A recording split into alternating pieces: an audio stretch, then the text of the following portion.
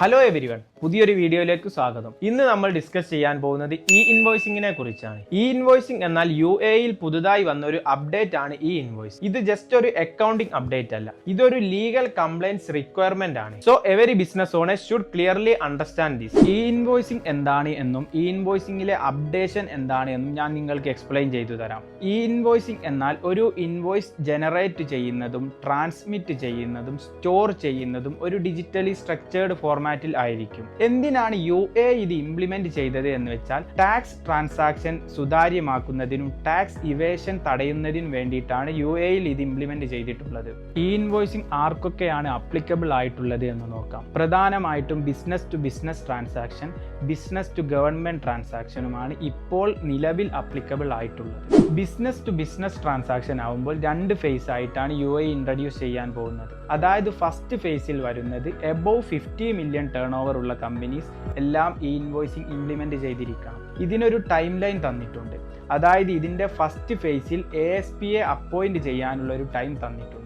ASP എന്താണെന്ന് വെച്ചാൽ accredited service provider ആണ്. നമ്മുടെ ഇൻവോയ്സിനെ വാലിഡേറ്റ് ചെയ്യാൻ നമ്മൾ ഒരു ASPയെ അപ്പോയിന്റ്മെന്റ് ചെയ്തിരിക്കണം. ഇതിന്റെ ടൈം ലൈൻ ആണ് ജൂലൈ 31, 2026. ഇതിനകം നമ്മൾ ASPയെ അപ്പോയിന്റ്മെന്റ് ചെയ്തിരിക്കണം. അതുപോലെ ഈ ഇൻവോയ്സിംഗ് ലൈവ് ആയി പോവേണ്ടത് ജനുവരി 2027 മുതലാണ്. പിന്നെ വരുന്ന ഒരു കാറ്റഗറിയാണ് business to government transaction.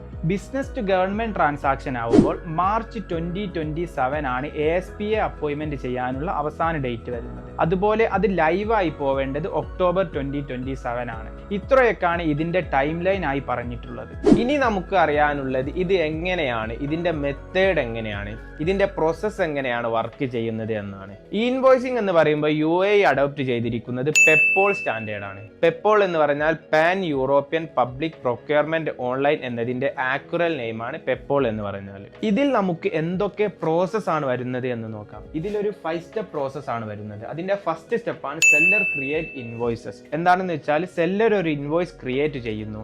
Then second step വരുന്നത് ASP ഈ ഇൻവോയ്സസ് വാലിഡേറ്റ് ചെയ്യുന്നു. ദെൻ സെയിം ടൈമിൽ തന്നെ ഈ ഇൻവോയ്സസ് FTAയുടെ സിസ്റ്റത്തിൽ റിസീവ് ആവുകയും അവർ ഈ ഇൻവോയ്സസ് അപ്രൂവ് ചെയ്യുകയും ചെയ്യുന്നു. ആൻഡ് ദെൻ ഫോർത്ത് സ്റ്റെപ്പ് വരുന്നത് ബയേഴ്സിന് ഈ ഇൻവോയ്സസ് റിസീവ് ആവുന്നു. ദെൻ അവർ ഈ ഇൻവോയ്സസ് അവരുടെ സിസ്റ്റത്തിൽ വാലിഡേറ്റ് ചെയ്യുന്നു. ഇങ്ങനെ ഒരു 5 സ്റ്റെപ്പ് പ്രോസസ് ആണ് ഇതിന് കംപ്ലീറ്റ് ആയി വരുന്നത്. അപ്പോൾ ബയർക്കും ഒരു ASP വേണം, സെല്ലർക്കും ഒരു ASPയെ വേണം. അപ്പോൾ ASPയെ അപ്പോയിന്റ്മെന്റ് ചെയ്യാനുള്ള ലാസ്റ്റ് ഡേറ്റ് ഞാൻ ഇതിന്റെ മുന്നേ നിങ്ങൾക്ക് പറഞ്ഞു തന്നിട്ടുണ്ട്. അതുപോലെ ഇതിന് നമുക്ക് ഒരു പെനാൽറ്റിയും കൂടെ FTA ഫിക്സ് ചെയ്തിട്ടുണ്ട്.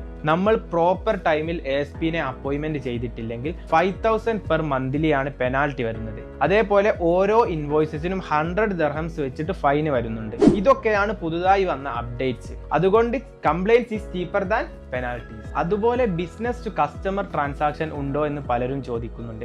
അത് ഇപ്പോൾ നിലവിൽ വന്നിട്ടില്ല. അതുപോലെ മറ്റു ചിലരുടെ ഡൗട്ടാണ് 50 മില്യൺ ബിലോ ടേൺ ഓവർ ഉള്ള കമ്പനീസിന് ഇത് നിലവിൽ ചെയ്യേണ്ടതുണ്ടോ എന്ന്. 50 മില്യൺ ബിലോ ടേൺ ഓവർ ഉള്ള കമ്പനി ആയാലും ബിസിനസ് ടു ബിസിനസ് ട്രാൻസാക്ഷൻ ചെയ്യുകയാണെങ്കിൽ ഈ ഇൻവോയ്സിംഗ് ചെയ്യേണ്ടത് നിർബന്ധമായ ഒരു കാര്യമാണ്.